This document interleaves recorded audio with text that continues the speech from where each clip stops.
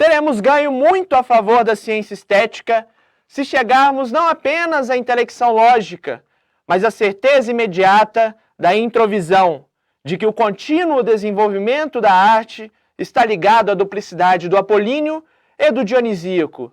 Da mesma maneira como a procriação depende da dualidade dos sexos, em que a luta é incessante e onde intervêm periódicas reconciliações.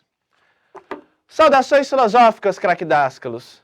Estou aqui hoje, iniciando essa aula, com uma breve citação de um dos principais tratados de estética da história da filosofia.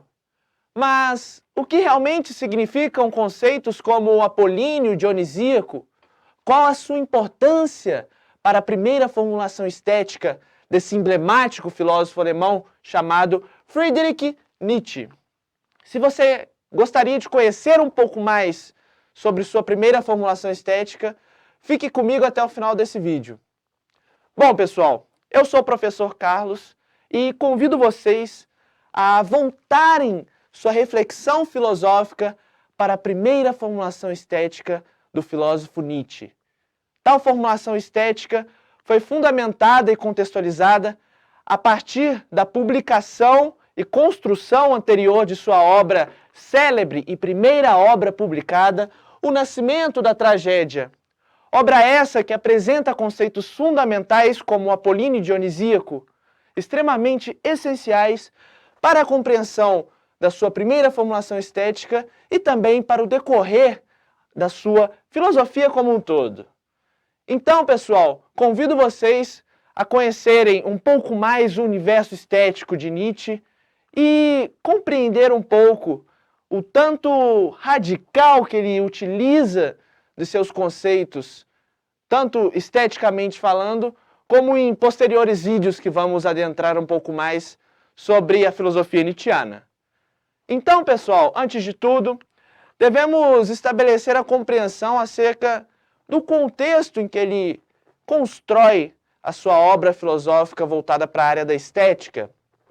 Devemos analisar que essa obra, O Nascimento da Tragédia, ela possui uma inédita autonomia que jamais foi vista até então, ali na sua publicação, em 1872, uma autonomia que diz respeito a uma reinterpretação da sociedade grega antiga com o viés da presença do espírito fervoroso do deus Dionísio, a presença do espírito do deus dionisíaco. Mas, para entendermos, a importância da presença do deus Dionísio em sua estética e também ao longo de sua filosofia, devemos olhar um pouco mais para a sua origem mítica, para a sua origem mitológica. Então vem comigo agora que pode até parecer algo relacionado a assunto de casos de família, só que não é isso que devemos levar em consideração quando o assunto é mitologia grega. Quando o assunto é narrativa mítica, devemos estabelecer a compreensão de histórias extraordinárias que representaram bases fundamentais para a constituição de uma cultura secular. Pois bem, pessoal, a origem do deus Dionísio representa uma origem um tanto quanto controversa entre alguns especialistas, mas literaturas afirmam determinadas narrativas míticas acerca de sua origem, até mesmo na mitologia romana. Dionísio tem outra denominação, como deus Baco, mas vamos ao que interessa. Trarei aqui uma origem mitológica usual entre diversos especialistas. Pois bem, Dionísio, então, seria fruto de um relacionamento entre a divindade Zeus, o deus soberano de todo o Olimpo, e a princesa mortal Sêmele. Essa relação tinha uma supervisão enciumada da deusa Hera. Deusa Hera sentia muitos ciúmes dessa relação afetiva que Zeus tinha com Sêmele.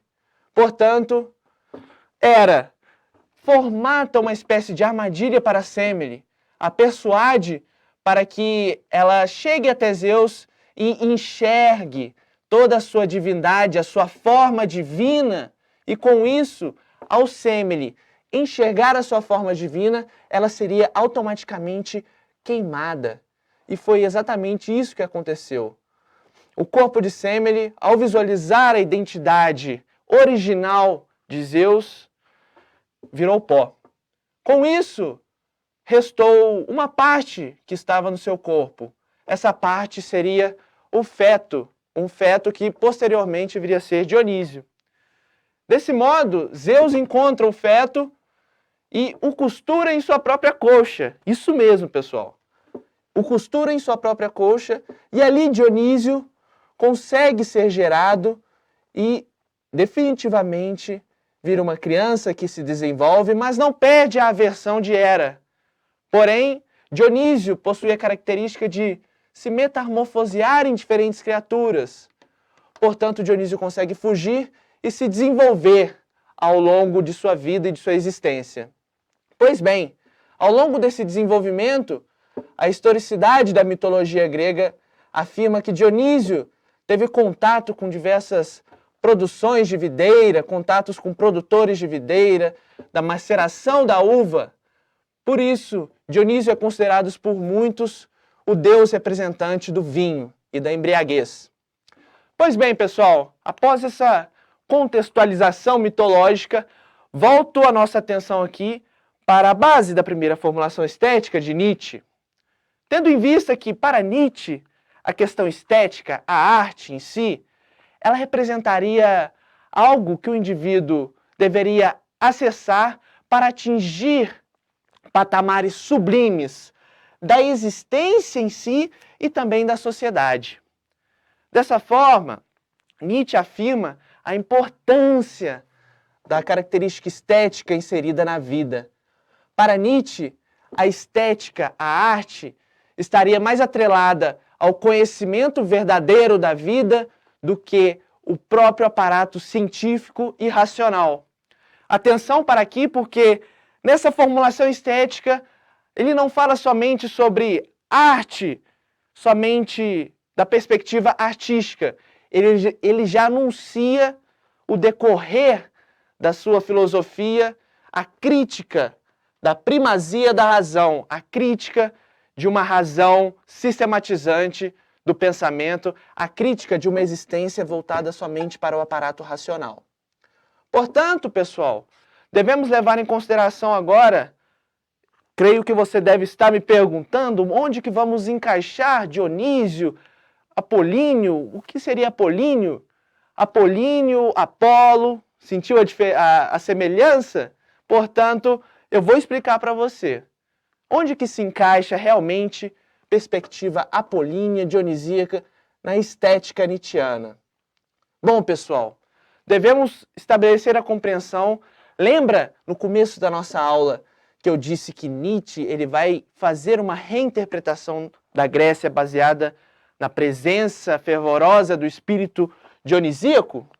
Pois bem, Nietzsche afirmava que a representação do deus Apolo e a representação do deus Dionísio, os quais possuíam características completamente distintas, completamente opostas, quanto a objetivos, quanto a trajetórias traçadas, quanto a características e origens, essa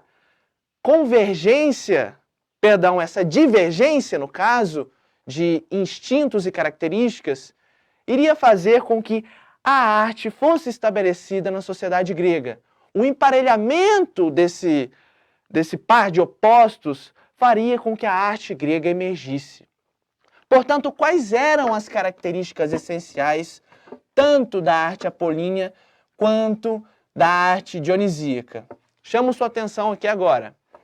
A arte apolínea, caracterizada pela representação do deus Apolo, o deus atrelado à existência onírica. Mas o que representa essa existência onírica? Uma existência atrelada aos sonhos, uma existência dos sonhos, uma existência perfeita, a plasticidade da forma perfeita, a luminosidade inserida na beleza métrica, na beleza formal, na aparência perfeita. Já Dionísio, a arte dionisíaca, é representada pela existência não figurada da música, pela embriaguez da vida. Lembra na origem mitológica de Dionísio, considerado o deus do vinho, da embriaguez? Portanto, a arte dionisíaca nos apresenta características relacionadas à embriaguez da vida, o afloramento das paixões, dos instintos humanos, alegrias, festas, danças. Essa seria a representação da arte dionisíaca, atrelada às paixões desmedidas, ao caos gerado pelo afloramento dessas paixões. Portanto, para Nietzsche, a divergência dessas características essenciais, tanto da arte apolínea e da arte dionisíaca, representaram a construção e a constituição da sociedade grega no âmbito cultural, no âmbito artístico. Mais especificamente, o emparelhamento desses instintos estéticos ocasionou o surgimento da tão aclamada tragédia grega. Isso mesmo, esses instintos estéticos ocasionaram o afloramento e a constituição do teatro grego. Um teatro grego que tem como representantes célebres Sófocles, Ésquilo e Eurípides. Atenção para Eurípides, pois será um assunto posterior, um vídeo futuro, que Nietzsche afirmou que a era euripidiana da tragédia representou uma era de decadência, pois Eurípides, influenciado pelo socratismo estético, tinha o intuito de retirar a música da tragédia, e isso para Nietzsche representou a morte da tragédia em si. Mas vamos deixar esse assunto para um vídeo posterior, tá ok? Então, pessoal, analisando essa constituição da tragédia grega em si, vamos levar em consideração o ápice que Nietzsche anunciava desse gênio apolíneo dionisíaco, a grande importância que a música tinha na perspectiva da primeira formulação estética de Nietzsche. Para Nietzsche, o esplendor desse gênio apolíneo dionisíaco seria justamente na formatação do coro grego, na música popular grega. Portanto, o espírito essencial da tragédia grega estava na música.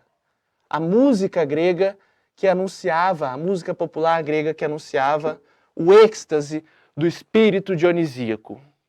Bom, pessoal, espero que tenha ficado bem claro para vocês essa distinção do apolíneo e do dionisíaco, pois são bases fundamentais para a compreensão, como eu disse no início do vídeo, não somente da primeira formulação estética do filósofo alemão, mas essa presença de um deus Dionísio fervorosa é importante para a compreensão do resto de sua filosofia.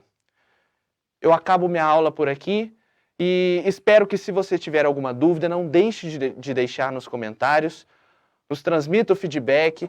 Se você quer saber um pouco mais sobre a formulação estética nietzschiana e sobre a obra O Nascimento da Tragédia, como influências de Schopenhauer, a influência da música wagneriana, ou até mesmo, como eu citei, do problema, a problemática, a crítica ao socratismo estético de Nietzsche, deixe aí nos comentários que a equipe da Askelos vai continuar produzindo conteúdo de qualidade para você não bobear na hora da prova, tá ok?